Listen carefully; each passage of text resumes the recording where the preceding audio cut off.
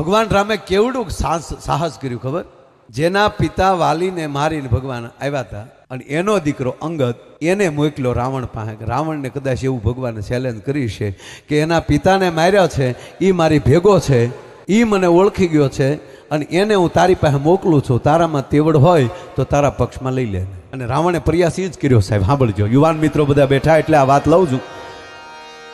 અને યુવાન એને જ કહેવાય કે જેનો પ્રવેશ થાય ન ઓળખતા હોય તો પૂછવા જોવે કે આ કોણ છે, આ કોણ આવ્યું, આ ક્યાંથી આવ્યું, એમ નહીં. રાવણની કચેરીમાં સાહેબ કોઈથી રાવણથી નજર ન હટાવાય, પણ જેવો અંગદનો પ્રવેશ થયો હાટ કરતી બધાની નજર રાવણ બાજુથી હટી ગઈ અને અંગદ બાજુ જોવા મળી. એટલું નહીં, રાવણ બોલ્યો છે, એ વાનર તું કોણ છો? બોલાઈ ગયું, રાવણને બોલાઈ ગયું.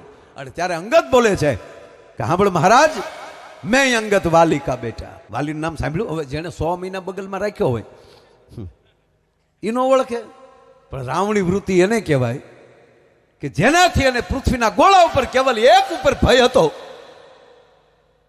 એ હતા વાલી. અને વાલીને તો ભગવાન રામે વિદાય આપી દીધી.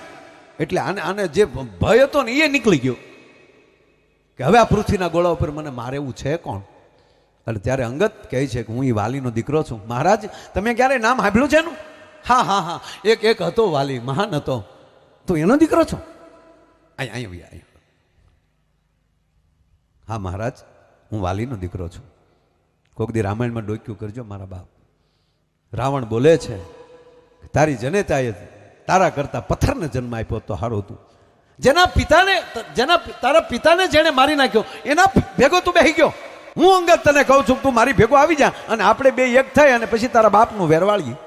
અને હવે અંગદ બોલે છે કે મહારાજ માફ કરજો, વાલી મારા પિતા હતા, પણ મહારાજ આપણે સાંભળ્યું છે કે મરતા મરતા કોઈ માણસ ખોટું ન બોલે ને, કે ના કોઈ ન ખોટું બોલે. તો સાંભળજો મહારાજ, મરતા મરતા મારો બાપ એટલું બોલ્યો છો બેટા આખી દુનિયાને મૂકી દેજે, આ રામને ન મૂકતો.